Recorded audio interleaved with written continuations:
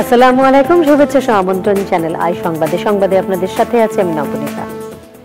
বিস্তারিত সংবাদের শুরুতেই জানিয়ে দিচ্ছি ফ্রেশ আটা ময়দা সুজি সংবাদ শিরোনাম। বাংলাদেশের গুরুত্বপূর্ণ রাজনৈতিক পরিবর্তনের পাশে থাকতে জাতিসংঘ মহাসচিবের প্রতিশ্রুতি, শান্তি ও আস্থা ফেরাতে সহযোগিতায় প্রস্তুত মন্তব্য। দ্রুত সংস্কার করে নির্বাচনে দেশের মঙ্গল, জাতিসংঘ মহাসচিবকে জানালো বিএনপি। গণপরিষদের মাধ্যমে সংবিধান সংস্কারের কথা বলেছে এনসিপি। জুলাই অভ্যুত্থান জনগণের স্বতঃস্ফূর্ত অংশগ্রহণে পূর্ণতা পেয়েছে বললেন আন্দোলনকারীরা। ফ্যাসিবাদ ফিরে আসা ঠেকাতে লড়াই দীর্ঘমেয়াদী করার তাগিদ। এবং নদী রক্ষা ও বিপন্ন নদীকে আগের অবস্থায় ফিরিয়ে আনতে দখল দূষণ প্রতিরোধের আহ্বান। আন্তর্জাতিক নদীকৃত্য দিবসের আলোচনা।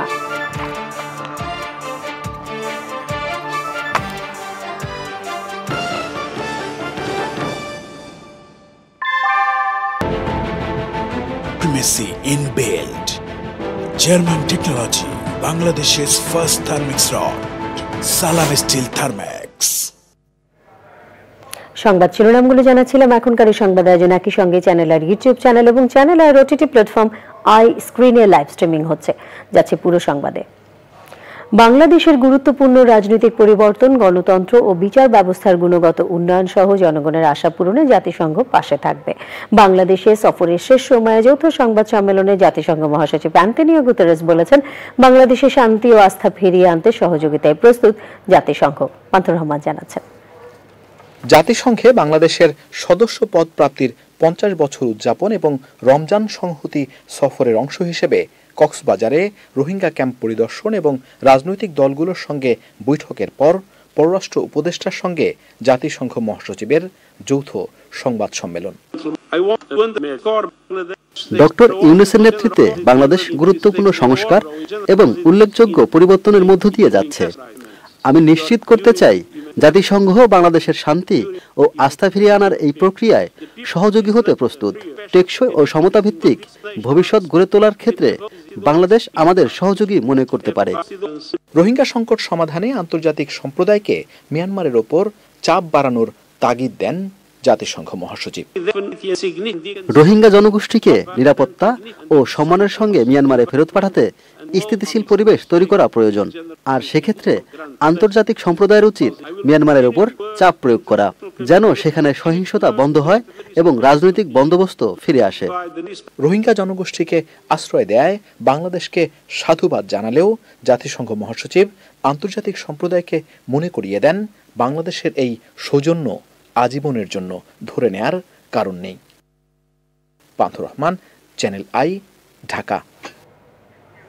জাতিসংঘ মহাসচিব অ্যান্টনিও গুতেরেসের সঙ্গে বৈঠক করেছে বিভিন্ন রাজনৈতিক দল।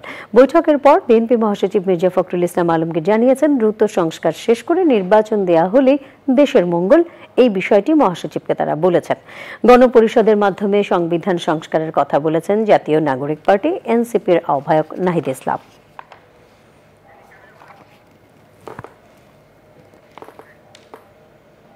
জনগণের স্বতঃস্ফূর্ত অংশগ্রহণের মাধ্যমে জুলাই অভ্যুত্থান পরিপূর্ণতা পেয়েছে বলে মন্তব্য করেছেন আন্দোলনকারীরা।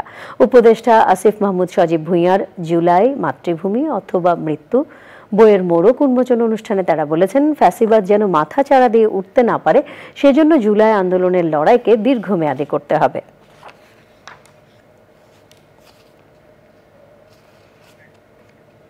নদী রক্ষা ও বিপন্ন নদীকে আগের অবস্থায় ফিরিয়ে আনতে দখল দূষণ প্রতিরোধের আহ্বান জানিয়েছেন প্রকৃতি বন্ধু বীর মুক্তিযোদ্ধা মুকিত মজুমদার বাবু।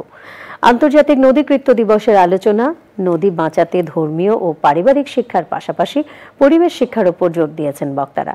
তরুণদের আরো বেশি সম্পৃক্ত করতে পারলে নদী রক্ষার প্রচেষ্টা সফল হবে। পাশাপাশি আইনের কঠোর প্রয়োগের তাগিদ দিয়েছেন তারা।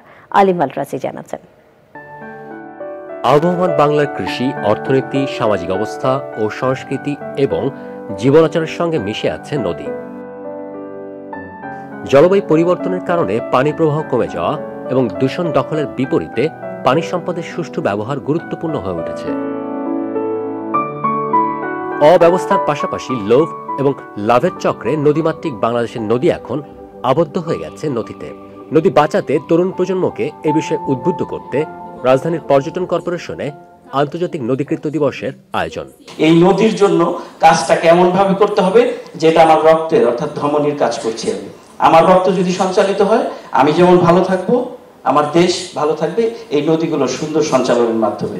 তরুণদের মাঝে নদী ভাবনাটাকে জাগ্রত করার জন্য, তরুণদের মাঝে যে নদীর যে ঔনারশিপ সেটা যেন চলে যায়, সেইটা মানে তাদের পুঞ্জীবিত শক্তিকে জাগানোর জন্য আমরা এই আয়োজনটা করি। সারা বাংলাদেশের পরিবেশের চিত্র যদি দেখি, ঠিক একইভাবে যদি আন্তর্জাতিক মানে বিবেচনা করা হয়, সেখানেও খুব একটা ভালো অবস্থান আমরা থাকবো না। নৌপথের বর্তমান দৈর্ঘ্যগত বিএডব্লিউটি এর দাবি মতো একরকম, বাস্তব ক্ষেত্রে যারা পরিচালনা করে তাদের দাবি আর একরকম। এরকম নানান ধরনের একটা আপনার অস্বচ্ছতা কিন্তু এর মধ্যে আছে।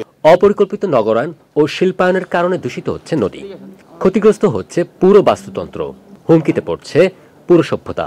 পলিথিন ব্যবহার যে একটা বিস্তার হয়েছে, সেটা থেকে শুধু আমি বলবো যে শুধু রোগ না, আমাদের খাবার, কৃষি সবকিছুর মধ্যে একটা বড় ধরনের ধাক্কা এসেছে। সুতরাং চিন্তা করতে হবে আসলে এই নদীর সুস্থতা কিভাবে রক্ষা করা যায়। যখনই আমরা রিভারকে সামনে রেখেই আমাদের সমস্ত পরিকল্পনা করব, সেই পরিকল্পনাটাই হবে টেকসই, সেটাই হবে আমাদের জন্য মঙ্গলজনক।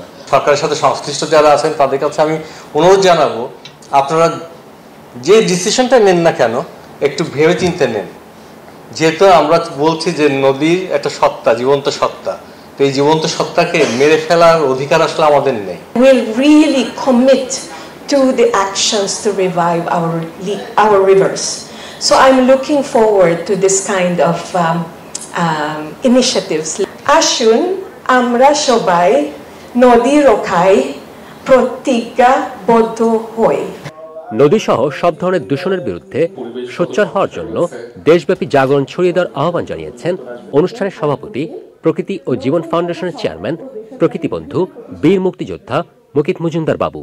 স্রোতময় নদীগুলো এখন যেভাবে কলুষিত হয়ে গেছে, বোঝা যায় নদীগুলো যে অবস্থা, সেটাও কিন্তু সুখকর কোনো অবস্থা নয়। আলোচনা এবং আলোচনার পরে এটা নিয়ে কাজ করা, এই দুটোই কিন্তু করতে হবে। এবং যত বেশি সবাইকে এর সাথে সম্পৃক্ত করতে পারবো, তখনই কিন্তু এর থেকে একটা ভালো ফল পাওয়া যাবে। আজকে ইটভাটার থেকে 53 থেকে 55% বায়ু দূষণ হচ্ছে। তার পাশাপাশি অযোগ্য যানবাহন যেগুলো চলছে রাস্তায়, শুধু যে আমরা সজাগ করব সবাইকে তাই নয়, আমরা কিন্তু বাধাও দিতে হবে আমাদের যারা এই দূষণ করছে। তো যাই হোক, সবকিছু মিলিয়ে একটি কথা, এই নদী আমাদের প্রাণ, এই নদীকে বাঁচাতে হবে এবং এই নদীকে বাঁচাতে হলে আমাদের এগিয়ে আসতে হবে সবার। পরে নদী বিষয়ক রচনা প্রতিযোগিতায় বিজয়ীদের পুরস্কার দেওয়া হয়।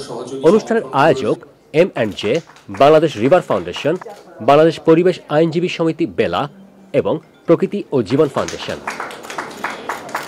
আলিম আল রাজি, চ্যানেল আই, ঢাকা। এরই সাথে সংবাদে নিয়ে নিচ্ছে বিরতি, আর বিরতির পর অন্যান্য সংবাদের সাথে জানিয়ে ফিরব।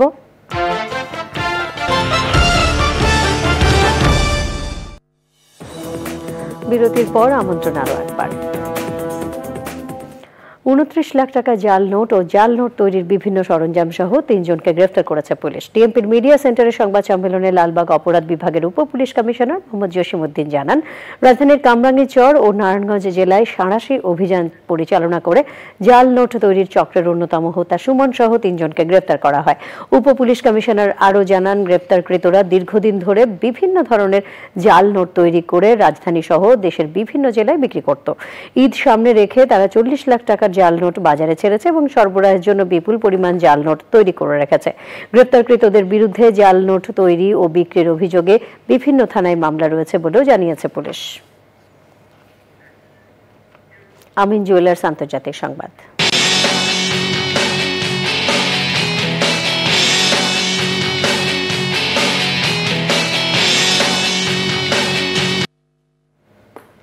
দিনের যুদ্ধবিরতি আলোচনার মধ্যে পাল্টাপাল্টি হামলা অব্যাহত রেখেছে ইউক্রেন রাশিয়া। একদিনেই উভয় দেশ প্রায় 100টিরও বেশি ড্রোন এবং ভারী অস্ত্র দিয়ে পরস্পরের উপর হামলা চালিয়েছে। রাশিয়ার প্রেসিডেন্ট ভ্লাদিমির পুতিন বলেছেন, কুরাক্স অঞ্চলের বসতি পুনরুদ্ধার করতে ইউক্রেনের সৈন্যদের ঘিরে রেখেছে রুশ সৈন্যরা। ইউক্রেনের সৈন্যরা যদি আত্মসমর্পণ করে অস্ত্র জমা দেয়, সেক্ষেত্রে তাদের জীবন ও উন্নত চিকিৎসা দেওয়া হবে। এমন বক্তব্যের পর মার্কিন প্রেসিডেন্ট ডোনাল্ড ট্রাম্প ইউক্রেনের সৈন্যদের জীবন রক্ষায় পুতিনকে অনুরোধ জানান। তবে ইউক্রেনের প্রেসিডেন্ট ভলোদিমির জেলেনস্কি রাশিয়ার দাবিকে অস্বীকার করে পাল্টা বলেছেন, তাদের সৈন্যরা রাশিয়া ও নর্থ কোরিয়ার বেশ কিছু সৈন্যকে আটকে রেখেছে। ব্রিটিশ প্রধানমন্ত্রী কিয়ার স্টারমার বলেছেন, রাশিয়ার প্রেসিডেন্ট শান্তি স্থাপনে আগ্রহী নন, তবে চূড়ান্ত যুদ্ধবিরতির লক্ষ্যে পুতিন আলোচনার টেবিলে আসবেন বলে আশা করছেন তিনি। এবারে কৃষি সংবাদ।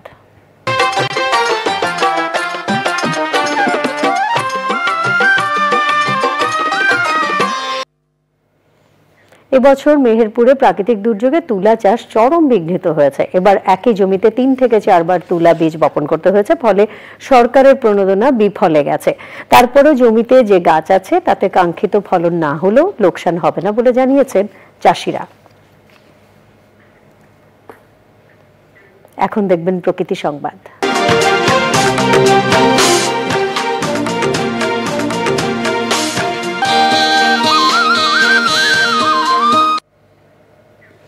চাঁদপুরে ডাকাতিয়া নদী ভাঙন রোধে স্থায়ী বাঁধ নির্মাণের দাবিতে মানববন্ধন করেছেন এলাকাবাসী। চাঁদপুর সদর উপজেলার উত্তর গুণরাজতি দর্জিঘাটে নদীর তীরে মানববন্ধনে অংশ নেন ভাঙন কবলিতরা।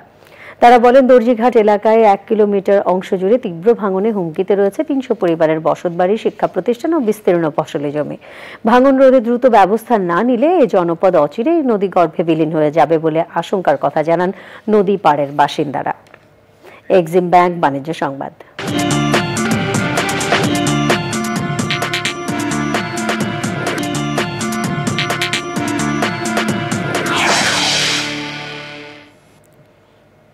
বিশ্ববাজারে স্বর্ণের দাম বেড়েই চলেছে। সর্বশেষ আউন্স প্রতি দাম বেড়েছে $6.87।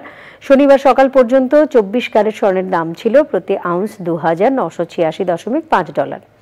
বাজার বিশ্লেষকরা বলছেন, ট্রাম্পের শুল্ক নীতি নিয়ে অনিশ্চয়তার জেরে এই পরিস্থিতি সৃষ্টি হয়েছে। এর ফলে গত 30 দিনে বিশ্ববাজারে স্বর্ণের দাম বেড়েছে $63.14।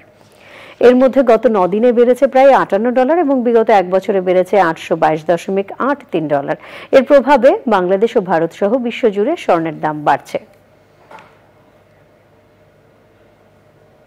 সংবাদে আবারও নিয়ে নিচ্ছি বিরতি। আর বিরতির পর খেলার গাজীপুরের কালিয়াকৈরে ট্রাক ও সিএনজি চালিত অটোরিকশা সংঘর্ষে এক নারী সহ 3 জন নিহত হয়েছেন। সকাল 8টার দিকে উপজেলার মাওনা ফুলবাড়ি আঞ্চলিক সড়কের নামাশুলাই এলাকায় এই দুর্ঘটনা ঘটে। প্রত্যক্ষদর্শী ও পুলিশ জানিয়েছে, মাওনা থেকে একটি সিএনজি চালিত অটোরিকশা যাত্রী নিয়ে কালিয়াকৈরে যাওয়ার পথে ইট ভর্তি ট্রাকের সঙ্গে সংঘর্ষ হয়। এতে ঘটনাস্থলে অটোরিকশার চালক ওবায়দুল ও 2 যাত্রী নিহত হন। এছাড়া আহত হয়েছেন একজন। কালিয়াকৈর থানা উপপরিদর্শক কামরুল ইসলাম দুর্ঘটনার বিষয়টি নিশ্চিত করেছেন।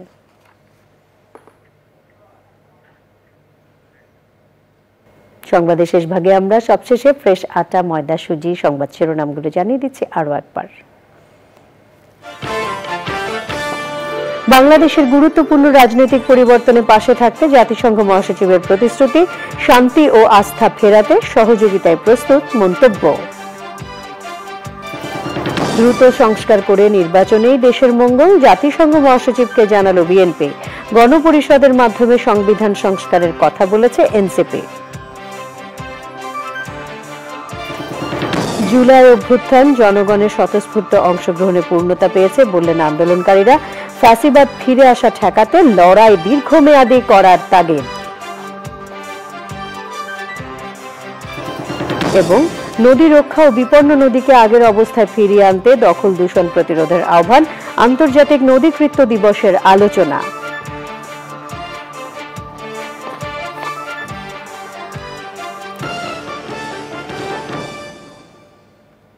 প্রিয় দর্শক, চ্যানেল আই সবশেষ সংবাদ জানতে ভিজিট করুন channelionline.com-এ। যুক্ত থাকুন আমাদের সোশ্যাল মিডিয়া প্ল্যাটফর্মগুলোর সাথে। পরবর্তী সকল সংবাদ দেখার আমন্ত্রণ রইল। ধন্যবাদ সবাইকে।